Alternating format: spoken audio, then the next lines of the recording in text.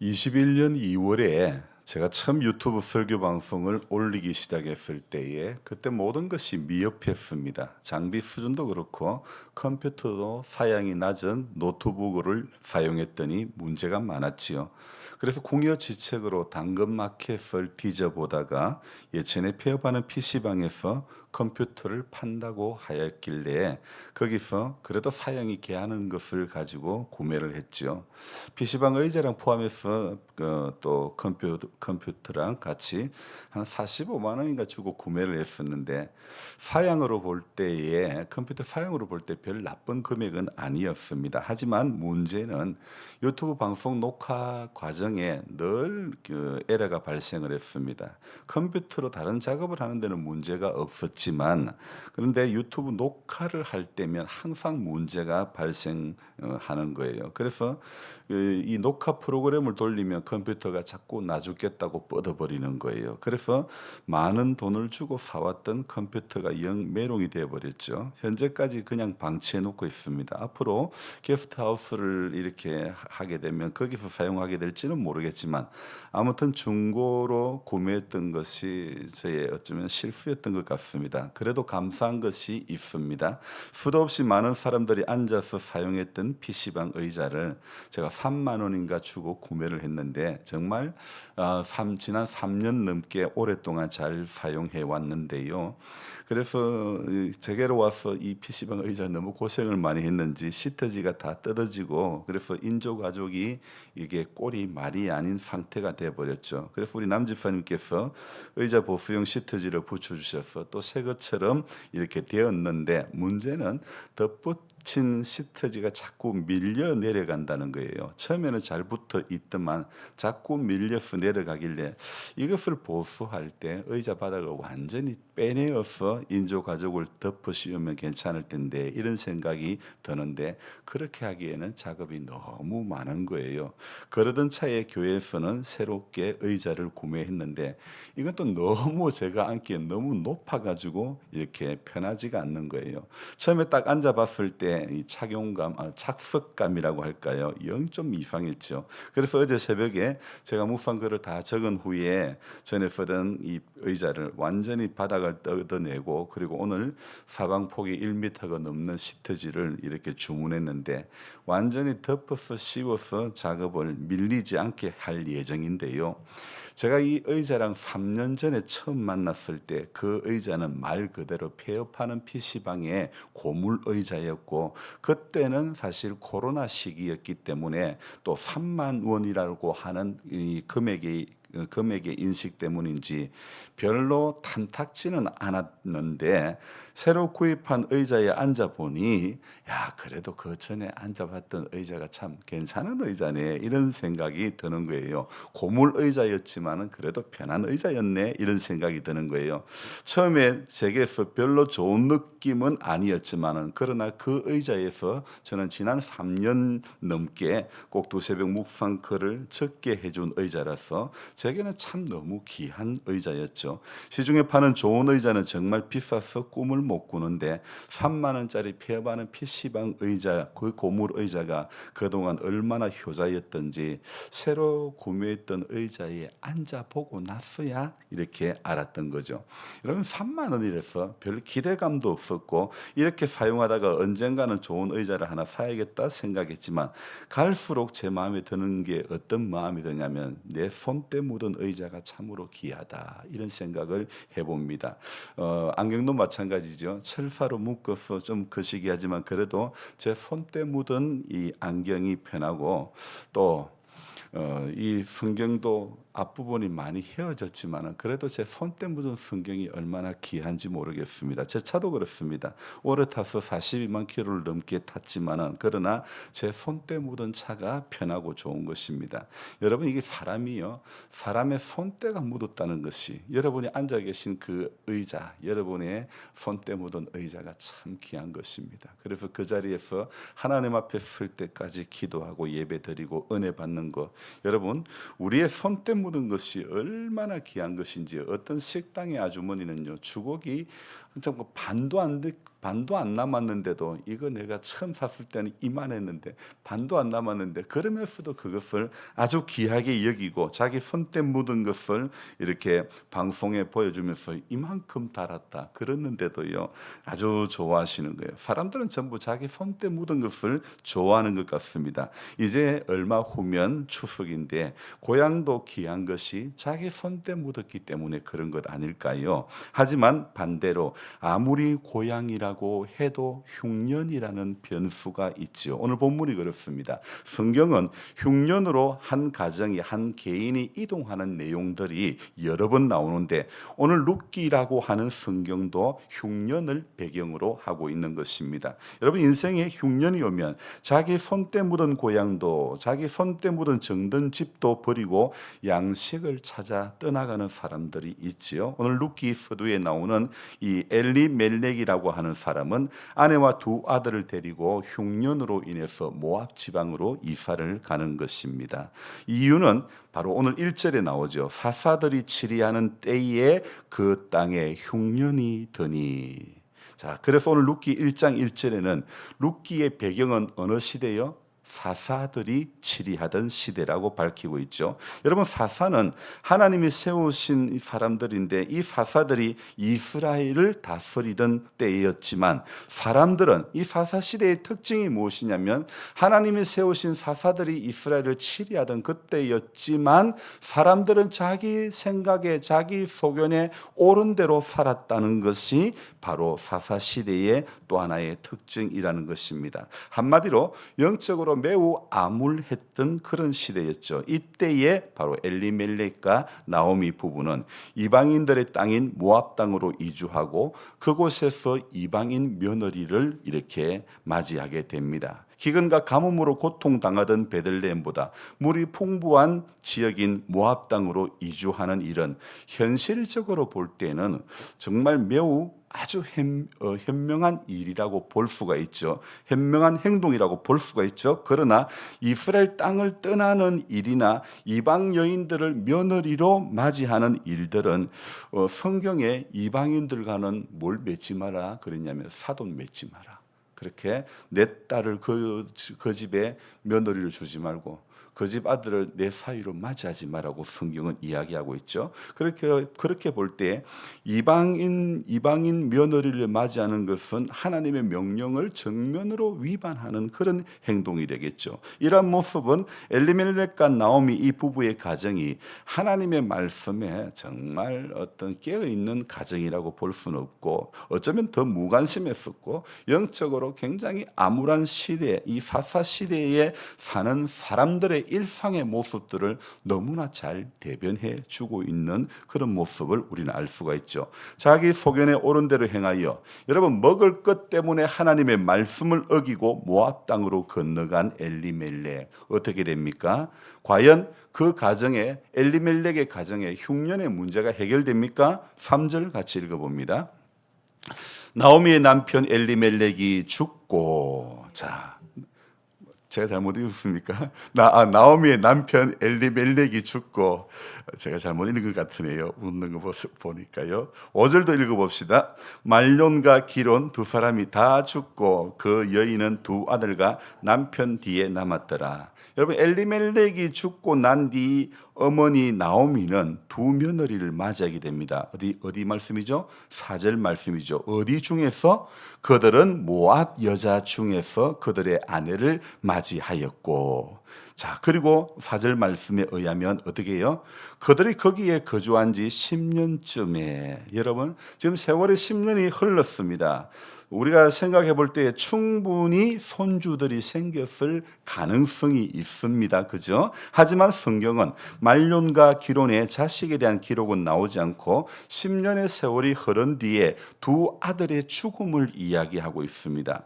손주들이라도 있었다면 새 가부만 남지 않았을 터인데 손주들에 대한 기록이 없는 것이 어쩌면 한 며느리 오르바처럼 자기 친정집으로 돌아갈 절호의 기회가 될 수 있었을지도 모릅니다. 또 그럼에도 불구하고 이 한 며느리는 어머니를 떠나지 않겠다는, 그래서 오늘 룻은 뭐라고 말합니까? 내가 죽는 일 외에는, 오늘 17절에 내가 죽는 일 외에는 어머니를 떠나면 여호와께서 내게 벌을 내리시고 더 내리시기를 원합니다. 이렇게 이야기하고 있죠. 물론 이런 구절들 보면 룻이 어머니를 떠나지 않겠다, 어머니의 하나님이 나의 하나님이 된다, 이런 이야기들을 볼 때에는 이 엘리멜렉의 가정이 신앙이 전혀 없었던 사람들은 아니라고 볼 수 있는데, 신앙을 가지고 잘 살고 있다가도 여러분 인생의 흉년이라는 변수는 사람의 신앙을 무너뜨리기도 하는 것입니다. 약해지기도 하고 넘어지기도 하는 것입니다. 그래서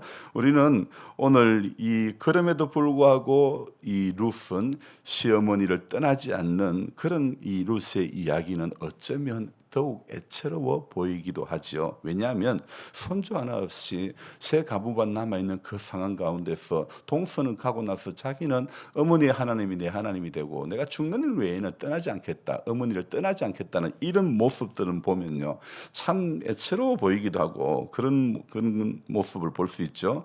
여러분, 제가 PC방에서 산 중고 의자지만은 저는 별 기대감이 없었지만 그래도 3년의 세월이 흐르는 동안 저로 하여금 컴퓨터 앞에 앉게 해준 의자이므로, 또 매일 새벽마다 묵상글을 적게 해준 의자이므로 제게는 더없이 귀한 것이었죠. 자식도 하나 없는 가운데 그것도 시어머니랑 달랑 둘이서 무슨 호사를 누리겠다고 시어머니가 가는 그 길을 선택하는 룻, 이방 여인 룻.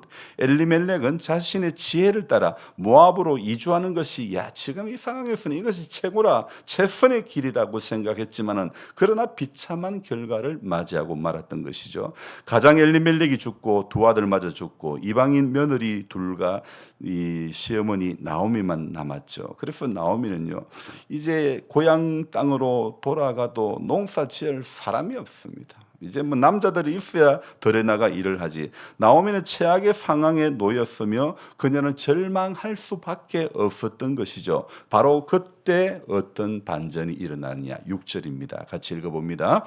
그 여인이 모압 지방에서 여호와께서 자기 백성을 돌보시사 그들에게 양식을 주셨다함을 듣고 이에 두 며느리와 함께 일어나 모압 지방에서 돌아오려 하여. 여러분, 오늘 그 여인이라는 것은 나오미죠. 나오미는 고향 땅 베들레헴에서 들려오는 희망의 소식을 듣게 되는 것입니다. 어떤 소식입니까? 그 여인이 모압 지방에서 여호와께서 자기 백성을 돌보시사 그들에게 양식을 주셨다 함을 듣게 되는 것입니다. 그래서 이 돌보셨다, 이 말은요, 주의를 기울인다, 이런 뜻을 가진 히브리어 단어인데요. 그러므로 하나님께서 자기 백성을 돌보셨다, 이 말은요, 하나님께서 기근으로 고통당하는 이스라엘을 찾아가서 상황을 살피고 문제들을 하나하나 해결해 주셨다는 것을 이렇게 우리가 해석할 수 있죠. 이제 베들레헴은 더 이상 기근으로 고통당하지 않고 풍족한 양식을 구할 수 있는 그런 곳이 되었죠. 나오미가 바로 이 희망의 소식을 듣게 되는 것입니다. 그래서 희망의 소식을 듣고 다시 고향 땅 베들레헴으로 돌아가기를 결단하게 됩니다. 나오미가 기근을 피해 모압 땅으로 이주하기 전에 고향 땅에 만약에 그때 그대로 기도하고 힘들어도 기도하고 참고 남아 있었다면 어땠을까? 나오미가 기근의 상황 속에서 가장 먼저 기도했었더라면 어땠을까? 엘리멜렉과 둘이 힘들어도 어려워도 고향 땅을 떠나지 않고 그곳에서 하나님 앞에 기도했더라면 어땠을까? 그러나 엘리멜렉과 나오미는 자기 소견대로 행한 그 결과는 더 깊은 절망, 더 깊은 흉년에 깊이 들어가고 말았고 절망의 상황만 맞이할 수밖에 없었던 것이죠. 그녀가 그렇게 하나님께 기도했더라면 베들레헴에 남아 있었을 것이고 얼마 있지 않아 이 6절의 소식을 접할 수 있게 되지 않을까요? 여러분, 아니면 정말 힘들었지만 자기 소견대로 이사 갈 것이 아니라 조금만 더 기도하고 기다렸더라면 그러면 어땠을까? 엘리멜렉이 과연 죽었을까? 두 아들을 그냥 베들레헴에 남아서 결혼시켰더라면 그렇게 죽었을까? 이런 생각도 우리가 해볼 수 있지 않겠습니까? 하지만 흉년으로 베들레헴을 떠났지만 거기서 엘리멜렉은 죽고 두 아들은 죽었지만 성경은 그것이 예수님의 족보에 오르게 되는 룻의 이야기가 될 줄은 또한 누가 알았겠습니까? 별 보잘것없고 별 존재감 없었던 이방 여인 룻이 보아스를 만나 예수님의 족보에 올라가게 되는 그런 귀한 일이 열려지게 될 줄은 누가 알았겠습니까? 여러분, 성도는요, 무엇보다 가장 먼저 기도해야 되는 것입니다. 풍년이 와도 기도해야 되고 흉년이 와도 기도해야 되고, 여러분, 풍년이 와도 감사해야 되고 흉년이 와도 감사해야 하는 것입니다. 우리가 어떤 일을 계획했다면 가장 먼저 기도함으로써 하나님의 뜻을 묻고 구해야 될 줄로 믿습니다. 우리가 아무리 계획을 잘 세워도요, 그 걸음을 인도하시는 분은 성경은 누구라고 했죠? 하나님입니다. 사람이 마음으로 계획을 세울지라도 그 걸음을 인도하시는 분은 하나님이라고 분명히 말씀합니다. 그러기에 성도는요, 가장 먼저 기도를 통하여 하나님의 뜻을 구하는 그런 일을 가장 먼저 시작해야 되는 겁니다. 그래서 오늘 하루를 시작하면서도요, 우리가 해야 할 첫 번째 일은 하나님께서 오늘도 하루를 인도해 주시기를 구해야 되는 줄로 믿습니다. 가장 먼저 기도함으로써 하나님의 인도하심을 경험하는 그런 성도가 되어야 그 믿음이 귀하고요, 그 사람의 삶 가운데 신앙의 열매를 우리는 볼 수가 있는 것입니다. 그래서 힘들어도 이 흉년 때에 모압을 찾아가는 것이 인간의 자기 소견에는 현명한 길일지 몰라도, 그러나 하나님께서는요, 또 우리 하나님의 섭리를 따라가야 사람이 사는 길이 열려지게 될 줄로 믿습니다. 참 이렇게 이 룻의 가정, 이 나오미, 엘리멜렉, 이 룻기에 나오는 이 이야기들을 볼 때에 모든 상황으로 봐서는 이제 모압 땅으로 갔다가 쫄상망하고 나오미가 돌아왔을 때에 사람들이 이제 떠들며 나오미가 왔다 이럴 때에 나를 나오미라고 하지 마라. 나를 뭐라고요? 마라라고 불러라. 나오미라는 것은 이 희락이라는 뜻이고, 마라라고 하는 것은 괴로움이라. 나는 괴로운 여자다. 나 더 이상 괴로운 여자다. 내게는 기쁨이 없다. 나오미라고 부르지 말고 마라라고 부르라. 나는 정말 세상 말로 팔자가 나는 사나운 여자다. 정말 그러니까 나는 이제 마라다. 그렇게 마라라고 불러달라 하지만, 그러나 마라의 인생 가운데서도 하나님은 선한 길을 열어주시는 줄로 믿습니다. 인생은 자기 소견대로 옳은 대로, 소견에 옳은 대로 해서 실패의 길을 걸어갔지만은, 그러나 하나님은 결국은 보아스를 만날 수 있는 길을 또한 열어주시고, 예수님의 족보에 올라가게 되는 룻을 통해서 그 귀한 일들을 하나님의 세상에서 참 이 이방 여인 이 룻을 통해서 하나님의 선한 일들을 또 열어가는 것. 그래서 우리는요, 알 수가 없습니다. 지금 신앙을 가지지 않은 사람이라 할지라도 하나님은요, 어떤 사람을 들어서 어떻게 사용할지 모르는 것입니다. 마른 막대기가 보다 못한 사람도요, 하나님의 손에 붙들리면 아주 귀하게 쓰여지게 될 줄로 믿습니다. 나이 많은 것도 병든 것도 문제가 아닙니다. 주님의 손에 붙들리면 하나님의 손이 사람을 만들어가는 것입니다. 하나님의 손이 교회를 만들어가고 하나님의 손이 교인을 만들어가는 것입니다. 교회가 교회답게, 성도가 성도답게 하나님의 손이 오늘도 일하심을 믿고, 저와 여러분들은 오늘도 기도하는 자리로 끊임없이 나아가는 우리 임기교회 모든 성도님들이 되시기를 주의 이름으로 축복하며 기도합니다. 기도하겠습니다. 좋으신 하나님 아버지, 새벽을 깨워주셔서 감사를 드립니다. 우리 하나님 아버지, 흉년 때도 감사, 풍년 때도 감사, 흉년 때도 기도, 풍년 때도 기도, 언제나 기도하는 일에서 멀어지지 않는 복된 성도 되게 해 주시옵소서. 조건으로 인해서 시험 들고 어떤 환경으로 인해서 넘어지고 기도의 자리에서 멀어지는 것이 아니라 하나님 풍랑으로 인하여서 더 하나님 앞에 가까이 가는 그런 하나님의 사람들이 될 수 있도록 도와주옵소서. 약할 그때가 강함이라고 하신 우리 주님, 분명히 우리가 약함으로 인해서 기도할 때, 약함으로 인해서 주님을 바라볼 때에 우리 시각으로, 우리 눈으로, 우리 환경에서 경험할 수 없는, 볼 수 없는, 들을 수 없는 놀라운 일들 보고 듣고 깨닫게 해 주실 줄로 믿습니다. 그래서 하나님, 오늘도 하나님, 양식을 찾아 하나님 모압을 찾아가는 세상의 가장 현명한 방법이 무엇인지 세상적인 것을 구하며 나아가는 엘리멜렉의 삶, 나오미의 삶이 될 것이 아니라 하나님의 뜻하신 바가 무엇인지를 기다리고 묻고 기도하는 하나님, 그런 하나님의 사람들이 다 될 수 있도록 도와주시옵소서.